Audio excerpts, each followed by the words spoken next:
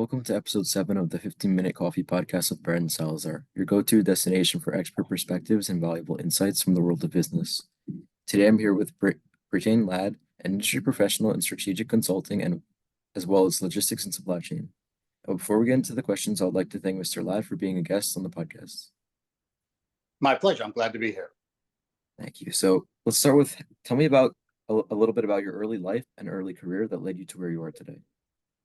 So I was born on a farm, lived in Iowa, joined the Marine Corps right after I graduated high school, served in the Marine Corps for 6 years, went on to earn a bachelor's degree, then went on to earn 3 master's degrees, and started working in transportation, logistics, supply chain, got heavily involved in different types of technology. And the more that I got involved in the technology side, the more I realized that I enjoyed it. I started to do some consulting, and I ended up being hired by Deloitte Consulting. Ended up working for them for several years and lived and worked globally. And what would be a highlight of your early career or your career just in general that you would like to mention? The highlight, I'd have to say the international work that I've done, living in India, living in China, working extensively around the globe, living in Germany, living in France, working with some very large corporations. Certainly, I've had the pleasure to work with some very significant companies, Dell, Amazon, and so forth, certainly Deloitte. And then I was also a consultant to McKinsey, Boston Consulting Group, where I actually provided consulting to their partners and so forth. So I'd have to say those few things are things that I would call out. So it seems as strategic planning has been a pivotal, I mean, that's a profound part of your role. So tell me how strategic planning plays a role in your work life.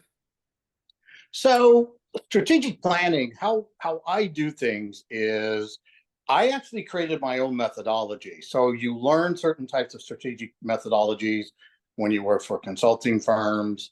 I actually had leveraged some of the tactics I learned from the Marines, from the military academy at West Point as well. And I just combined them and I started to do things a little differently than most analysts. And what I ended up doing is that it just really became how I do things. So strategic planning for the way I write, the topics I choose to write about, the projects I work on, the companies that I work for, that I lead projects for. It's really based on this methodology where I'm able to do analysis and look at what companies are currently doing and very quickly and very accurately determine what should those companies be doing in the future, what new businesses should they move into, and things like that. So I'd have to say it's really the primary driver of what I do is strategic planning. Yeah, so you mentioned how it's constantly changing. So in an industry that's constantly changing, what innovations or technologies would you consider that's going to revolutionize that industry as well as the 3PL industry? So certainly AI is going to have a major impact. But the one thing that I've already come to the conclusion on is that AI is very limited in terms of strategy. AI can do many things, but AI certainly does not have the ability to come up with a strategy for what a company can do. AI can look at what a company does and run all time and perform analysis, and eventually we'll be able to provide even more analysis. But it's not going to come up with a strategy saying company A should do this, company B should do that. But AI is certainly going to be playing a role. I think in terms of the 3PL industry, I think the biggest innovations are really the humanoid robotics, the micro fulfillment systems, the systems by AutoStore, the system by the company Adabotics, the systems from InStock.com, Cartesian Kinetics. And I really see that there's going to be much more automation within the 3PL industry. And I certainly look at the fact that I think more and more 3PLs are going to become much better at providing consulting.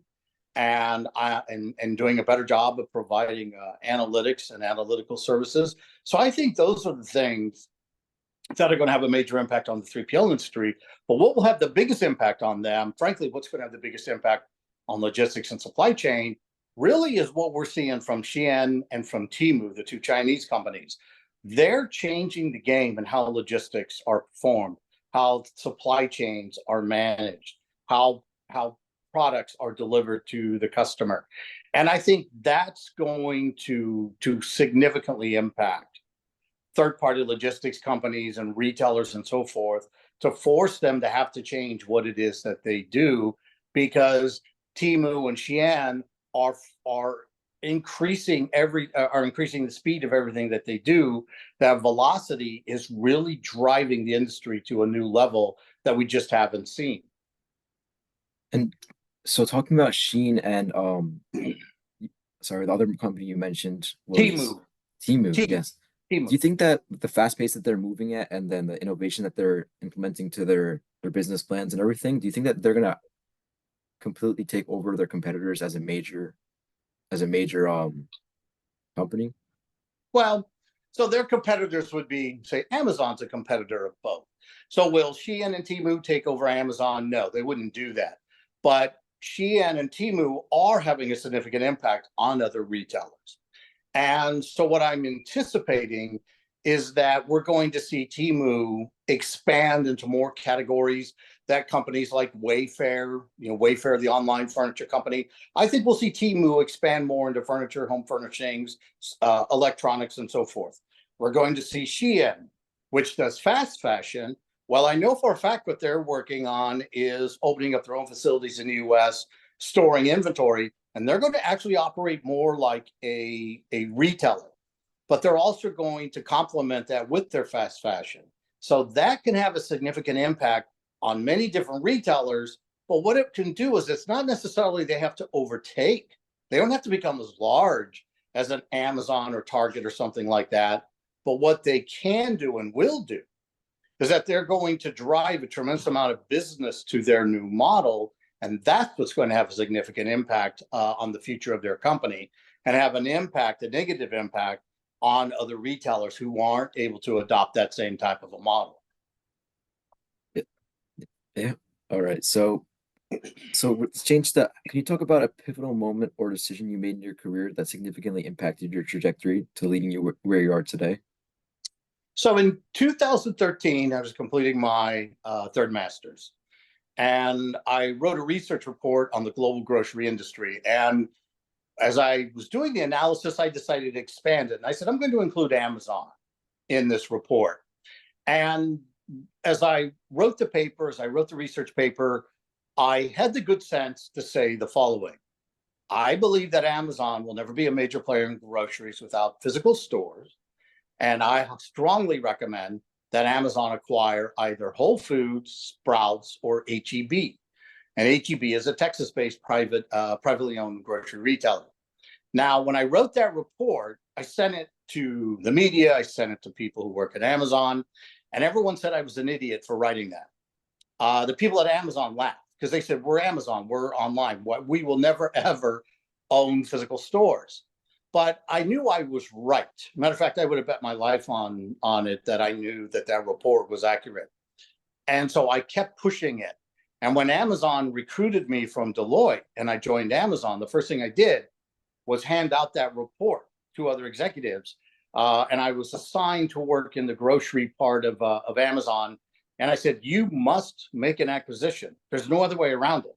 If you don't make an acquisition and you don't have physical stores, you will never be able to enter into the grocery industry. You will never be a major player at all in groceries.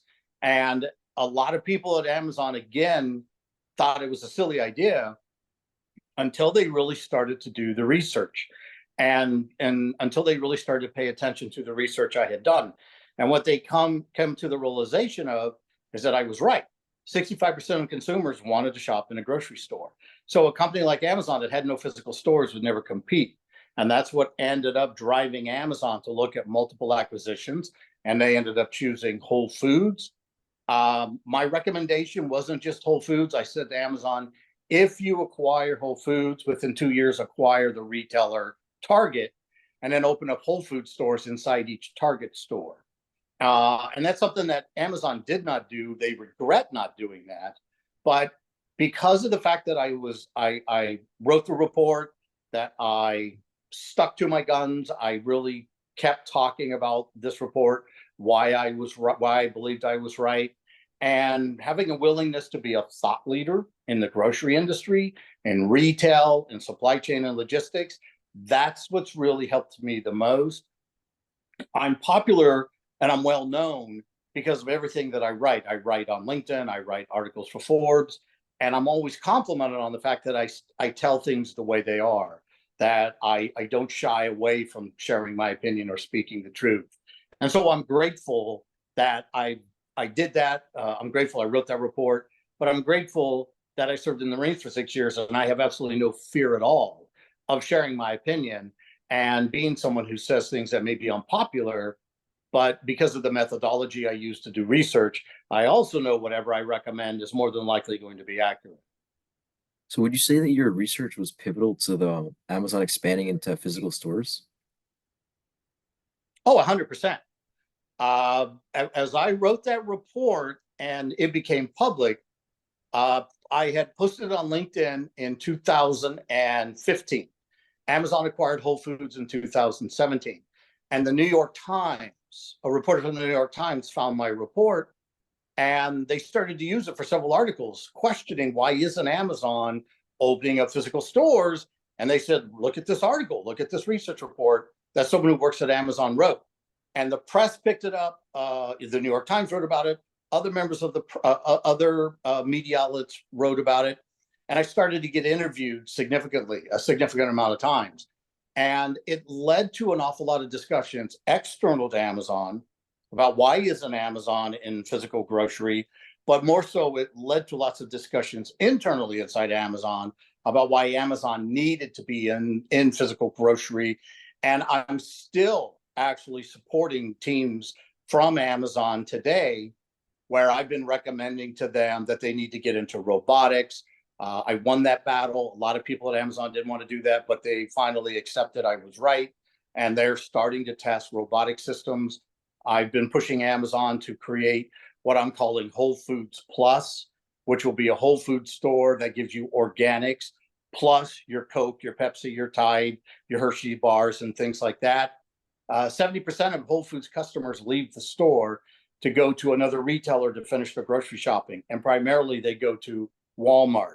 So it's foolish on the part of Amazon not to create some type of a physical store that will keep those customers shopping within the Whole Foods ecosystem and the Amazon ecosystem versus having 70% of your customers go to a competitor. So I know for a fact that I've had an impact on what Amazon is doing in grocery, but I've also had an impact at Kroger and other grocery retailers as well, because they hired me as a consultant and I've worked with them. I'm grateful that these companies have hired me because it's been a pleasure to work with them. Nice. And so this is a slightly different topic. So with retail stores now moving to 3D barcodes, also known as QR codes, switching from UPC barcodes, how do you think that's going to impact the way that the ease of information? So it's much easier to get information from a 3D barcode than it is from a UPC barcode. How do you think that's going to impact the industry? Well, I think it's going to have a significant impact, but it's not just that. It's not just the codes, the barcodes. What's really impacting the industry is there's a company called 345 Global. And I'm asked all the time by investors, if they could invest in only one company, what should it be? And I say, invest in 345 Global. Because what they've done is they've created a gaming platform. What I should say is they've taken a gaming platform and they've customized it for retail. And they're partnered with T-Mobile, the phone company, the phone line company. And together, they basically are looking at, so how do they create something to replace barcodes? And how do they do something that gives retailers the ability to see everything they have at the shelf, but also something that consumers know where everything is in a store, and also create a system where it can actually communicate with customers that are standing in front of a shelf and be able to quickly leveraging that customer's phone, send them a message about you can buy these products right in front of you and get a discount. And all of this data that's being that's taking place in the stores because people have their cell phones and there are different software systems going on in the stores. It's not just one thing. It's not just the barcodes that are really going to revolutionize the retail industry in terms of data. It's really 345 Global and their platform that they created, which in my opinion is the best of anything on the market. It's truly the most revolutionary platform I've ever seen, which is why Meta and Walmart and Amazon and all these other companies are just absolutely falling in love with it. And that's why so many companies are looking at actually investing in it. And I know of several companies that are trying to acquire it. So that's what I think is going to really drive change in the industry is 345 Global, not really the change we're seeing taking place at just the barcode level. Yeah, because with barcodes, there's billions of dollars that can be made from just even slightly more accurate information. For example, with recycling can be revolutionized with barcodes. The way that it's tracked, the way that it's scanned at recycling processing facilities, it can be much easier for um, the optical sensors to detect what kind of bottle it is or if it's a can instead of having to scan the one little barcode. I've actually seen a company who basically when you use a UV light, you can tell what bottle it is, what type of like bottle or can it is. So like when they're processing it at a recycling facility, it's much easier. Oh, I agree with you. Yeah. I agree with you. There's also a company called Willot. They do business with Walmart. Walmart, I think, is our largest customer. But Willot was ranked as one of the top 25 companies for innovation by Time Magazine last year. And they've come up with these really interesting pixels that operate similar to an RFID tag. But these things can go on just about anything. And because of how that pixel is designed, there are systems that are in the stores that can be pulling the data from the pixels. And it does something similar to the example you just gave. Whatever product it's on, cameras and other systems can read what's going on from that pixel and be able to identify really what is this product. Is it a perishable product? Is it ambient temperature? Whatever. And it's really a fascinating company. And again, it's one of those companies similar to 345 Global that are having a tremendous impact. The big thing that retailers are looking at is how do we, if we have physical retail stores, ensure we always have product at the shelf? And how do we ensure we have that visibility to those products at the shelf? And that's what's really driving a lot of what you just said. But it's also the fact that what's driving these companies like 345 Global and Willot to come up with these platforms that frankly are giving capabilities to retailers they never dreamed possible. Yeah.